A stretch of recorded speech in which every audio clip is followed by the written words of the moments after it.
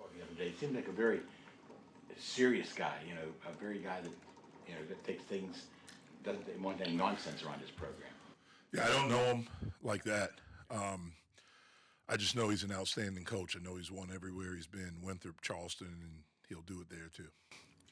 Um, I'm curious, maybe these guys might not appreciate this question, but in your experience with the game starting at noon and the game starting late at night, are your teams more or less ready for a noon start? Great question.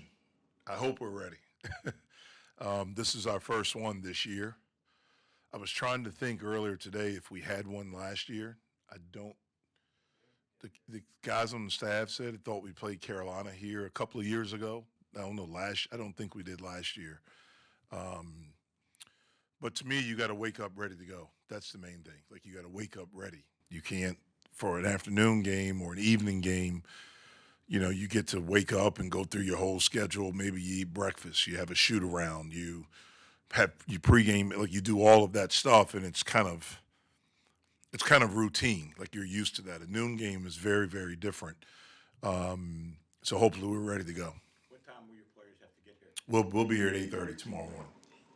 How has Cam grown into a guy who was able to handle the workload that you guys wanted for him, like 30 plus minutes a game and shooting the ball a little bit more? Who's this? Cam. Yeah, I mean he's getting better.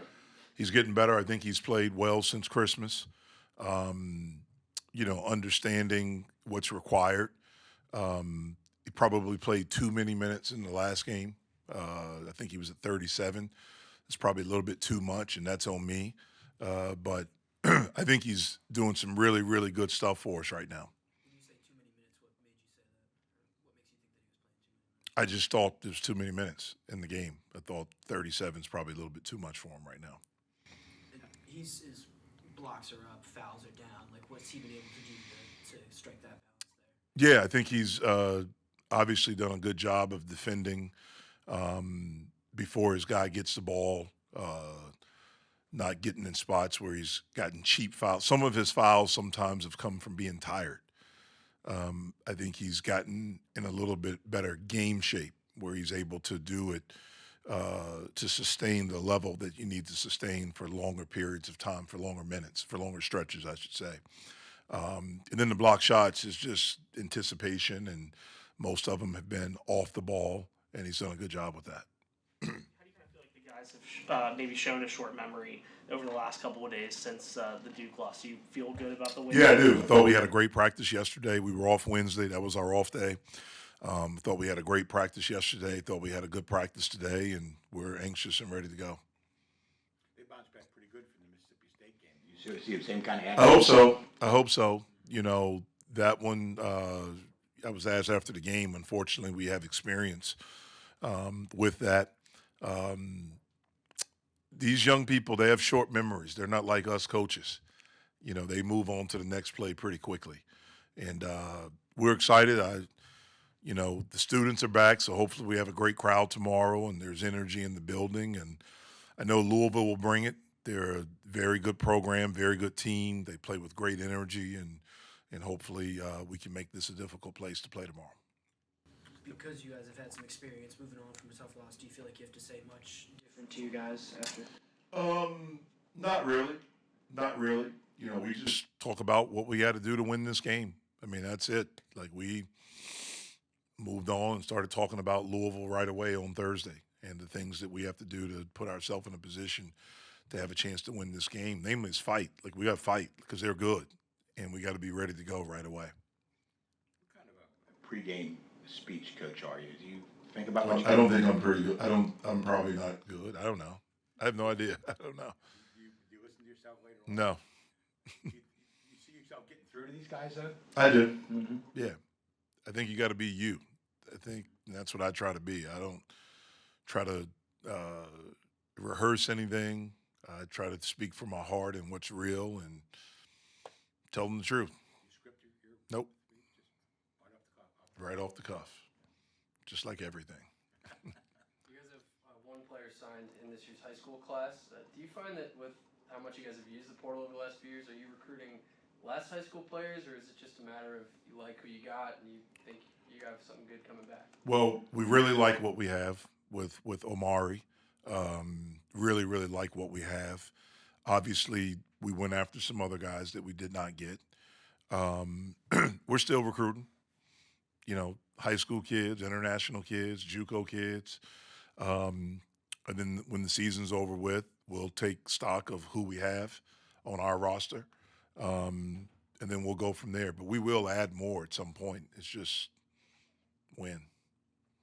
He came back into the game after he went down, but does Zach feel anything in his shoulder after? Yeah, it's sore. It was really sore Wednesday. He didn't practice yesterday. He was able to do some stuff today in practice, and so I think he'll be able to play tomorrow. But there's some soreness still there. Is there any kind of a punishment for Dame after being ejected? Does he have to sit out? No. It's not football? Okay. Not like football. Yeah. Thank goodness. What's Dame's health looking like right now after getting the chance to play in that game? Yeah, I mean, he's getting better. He's not 100%. That was his first extended game action since before Greenbrier, because he played 11 minutes against LSU. He got hurt in the first minute at Wisconsin.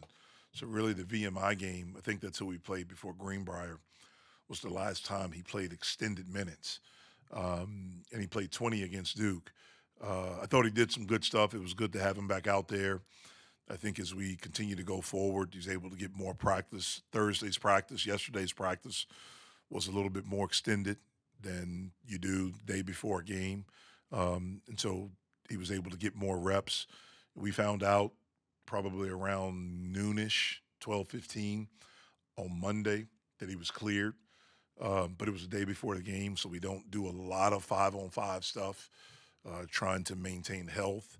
And so the Duke game was the first time he's really done a lot of 5-on-5 stuff. And I thought he did some good things. There's some rust that's there. But we're excited to have him back. While he was out, what did you get to learn about your team that you maybe didn't anticipate? Well, I thought we got better.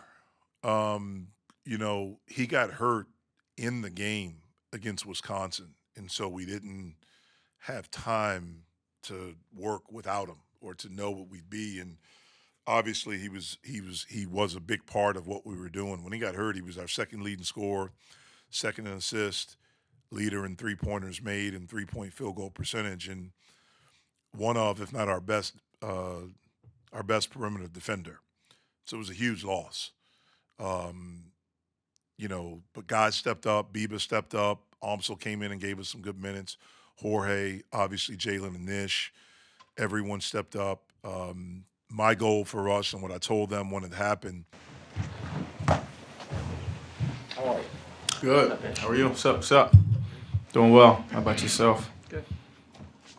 Ish, after a loss like that, where do the players turn to kind of look for a unifying message or something? Does Coach handle that, or does he lean on you and Jalen and some of the other older guys to deliver it? After the game, we came together. We collectively agreed that that can't happen again, and we moved on to the next opponent, which is Louisville. So short-term memory definitely comes into play, next play mentality, and just how you respond to things. That's what just not even basketball, what life's about, just how you respond to what happened. We can't change what happened, but we can do our best to not have it happen in the future. I feel like you guys kind of learned about each other, in that experience. It was a tough one for us overall. We kept fighting. Nobody quit. Nobody gave up. That's what I'm most proud of the guys about. We could have easily just hung our heads like things weren't going our way, but we stayed in the fight as much as we could. So I'm just proud of the guys for not quitting. How did they take you out of the game, and you afraid maybe other schools might try to copycat? Very long, lengthy team. They were in the gaps heavy. Once you got past one defender, there was another one. So just for me, just making the right play every time comes to mind. I see two people in front of me just getting off the ball and things of that nature. So credit to them. They executed their game plan and played good basketball. But just for us, shots weren't falling. And, we're going to shoot the same shots. Come tomorrow, most of them will probably go in. It just wasn't our day, honestly. You guys have been good at bouncing back. What have you done well to kind of move past and then put it towards the next game? Just like I said earlier, it's about how you respond. Can't do anything to change the past, but we could put more work in. We can work harder in practice, just things along that nature. And I feel like a loss like that really brings us together more.